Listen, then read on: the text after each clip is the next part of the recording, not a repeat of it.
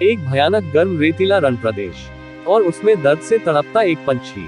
तेज गर्मी के कारण इस पंछी के पर जल चुके थे।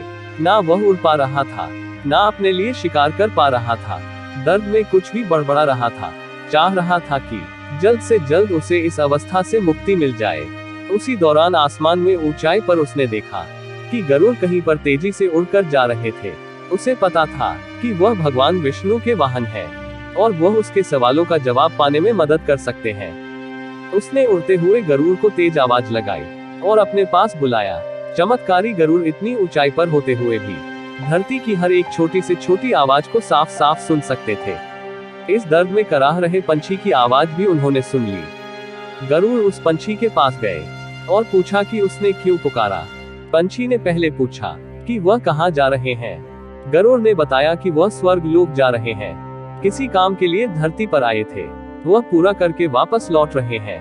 पंछी ने अपने दर्दनाक परिस्थिति बयां करते हुए कहा, मैं गलती से दिशा भूल होने की वजह से इस गर्म रेतीले प्रदेश में आ पहुंचा और मेरी यह हालत हो चुकी है।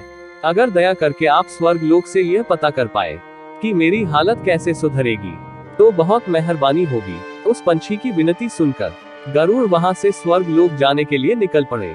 गरुड़ स्वर्ग लोक जैसे ही पहुंचे तो स्वर्गलोक के दरवाजे पर उन्होंने देवदूतों को खड़ा पाया।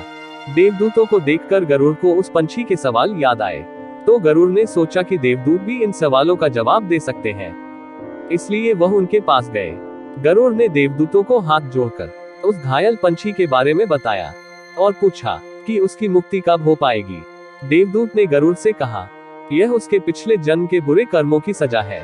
वह बड़ा ही क्रूर व्यक्ति था और उसने कई पाप किए थे और उन्हीं पापों की सजा वह इस जन्म में पा रहा है, और यह सजा तकरीबन 7 साल लंबी है।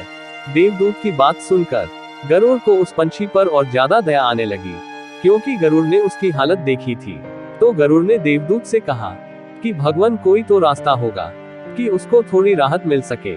गरुड़ के विनती करने पर देवदूत ने उसे कहा कि हाँ, एक मंत्र है जिसको बार बार दोहराने से उसकी हालत में सुधार हो जाएगा।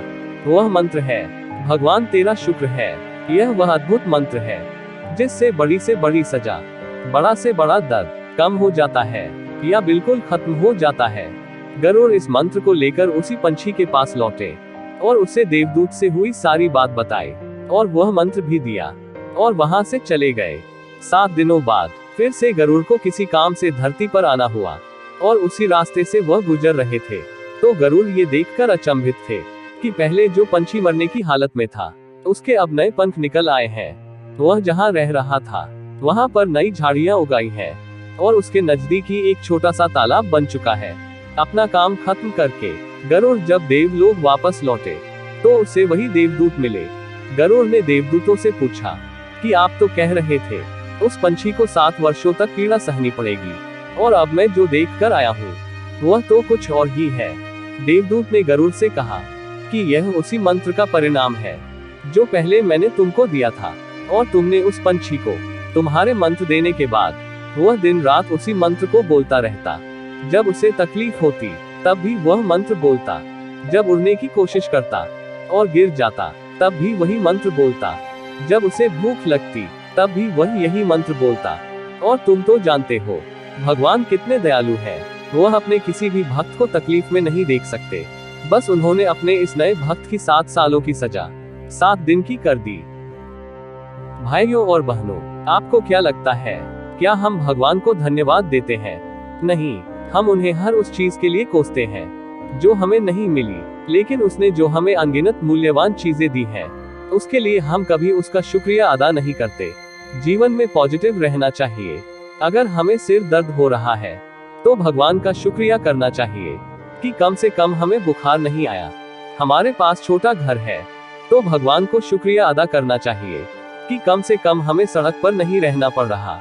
हमें साधारण खाना मिलता है तो भगवान को शुक्रिया अदा करना चाहिए कि कम से कम हमें 2 वक्त भरपेट खाना मिल रहा है।